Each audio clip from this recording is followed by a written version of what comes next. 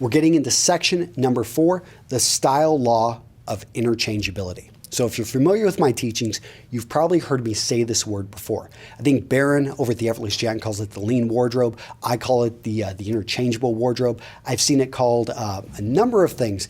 The key point is that you want everything in your wardrobe to work with everything. Ideally, you should be able to walk into your closet blindfolded, grab a tie, grab a shirt, grab a pair of trousers, grab a pair of shoes, maybe a sports jacket, and boom, it should work because everything is interchangeable.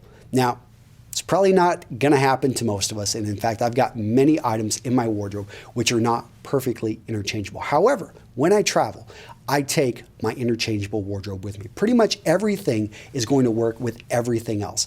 And why do I do this? I mean, why mathematically would this make sense? So let's look at the equation. Basically, if you've got 4 trousers, 4 shirts, 4 jackets, and 4 shoes, and you were to multiply all of those, they're interchangeable. How many outfits do you think you have? 256 outfits. Now, let's say they're not interchangeable. They all go with each other, but you've got 4 separate outfits that only work with each of the items. So you got 4 plus 4 plus 4 plus 4. Did I do that? In any case, you see the point? 16. So look at how we just lost 240 outfits because we did not pay attention to interchangeability when we packed this clothing, when we built this wardrobe. And when we get down to it, why does that matter? Time and money. And gentlemen, I know if you're watching this, you probably would like a little bit more of both. You're busy or you'd like to make more money or save more money.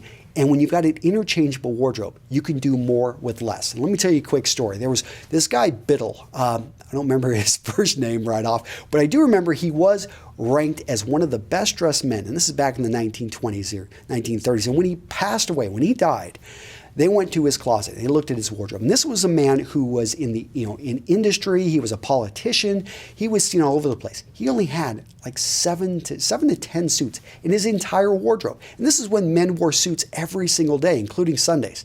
So it really came down to, wow, the guy actually had very simple colors, very simple wardrobe, and he was able to make it all work. Everything was interchangeable. Oftentimes, we think that we've got to bring in really fancy clothing to be stylish.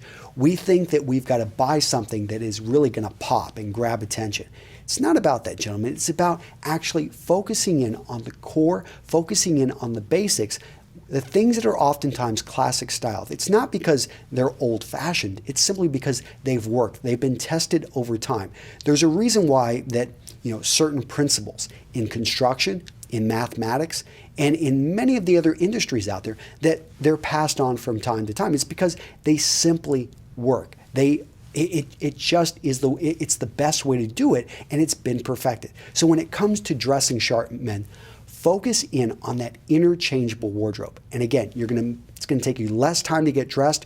It's going to be easier for you to match things, and you're going to save money because you're going to have to just can get away with buying less clothing. And whenever you have to go out there and buy it, oftentimes you'll find these classic pieces, they're actually very well priced. All right, gentlemen, so let me give you a quick summary of section number 4, the style law of interchangeability. Basically, interchangeability trumps actually having things which are fancy or are going to stand out. You want everything in your wardrobe to work with everything else. You're going to be able to save money and save time.